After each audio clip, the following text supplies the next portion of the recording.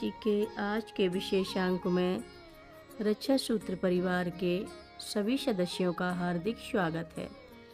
बाबा जी के भक्तों को राम राम। वे लोगों के एक बड़े समूह के साथ पथरीले रास्ते पर तेजी से आगे बढ़ने लगे।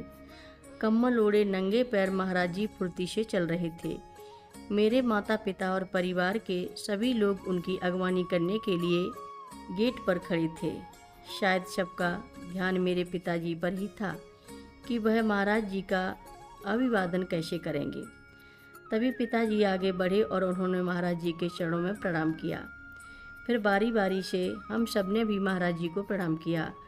घर में प्रवेश करते ही महाराज जी सीधे ड्राइंग रूम में गए और सोफे पर बैठ गए।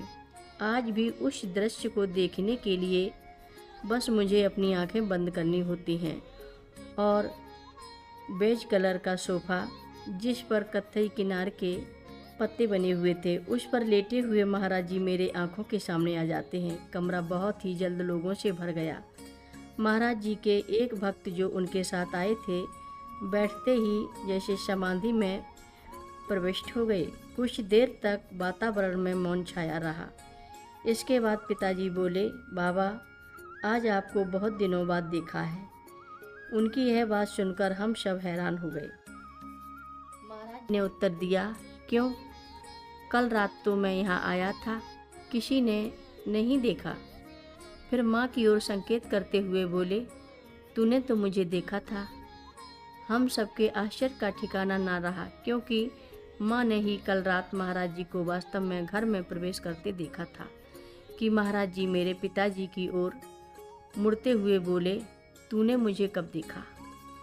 जब मेरे पिताजी ने उनकी इस बात का उत्तर दिया तो हम सब विस्मय से उन्हीं की ओर देख रहे थे। पिताजी बोले, बाबा जी आपको मैंने 1933 में देखा था, तब आपने मेरी रक्षा की थी। उन दिनों मैं अलीगढ़ मुस्लिम यूनिवर्सिटी में पढ़ता था।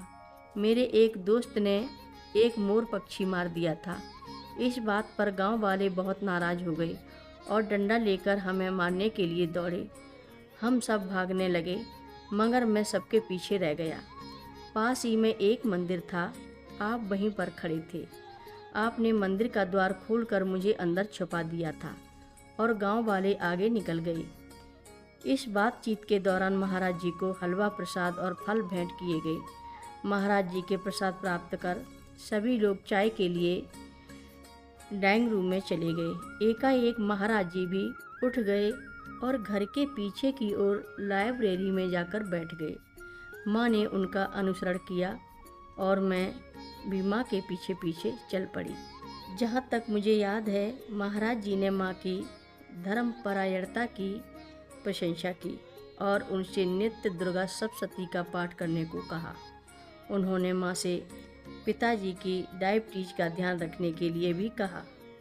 महाराज जी ने हमें आशीर्वाद दिया और माँ के प्रार्थना करने पर फिर आने का आश्वासन भी दिया। आखिर में उन्होंने मेरे बालों में हाथ फेरा और फिर मुस्कुराते हुए माँ से कहा, यह मेरी लड़की है। यह उस गूढ़ प्रश्न का उत्तर था जो मुझसे हमेशा पूछा जाता था कि यह किसकी लड़की है। बरसों बाद कैंची में माँ के साथ एकांत में बैठे हुए मैंने उनसे पूछा कि माँ, महाराज जी हमारे घर क्यों आए थे, जबकि हम लोग ना तो उनके भक्त थे और ना ही हमने पारंपरिक तरीके से पूजा आरती के साथ उनका स्वागत सत्कार किया। आज जब याद आती है तो दुख होता है कि उस दिन महाराज जी नंगे पांव कंकड़ पत्थरों पर चलते हुए आए। बस हम तो महाराज जी की इस कृपा पर बहुत ही खुश थे कि वह हमारे घर आए थे। मैंने फिर अपना प्रश्न दोहराया कि माँ, महाराज जी क्यों आए थे? माँ पल भर के लिए चुप सी रहीं, फिर मुस्कुराकर बोली कि तेरे लिए आए थे।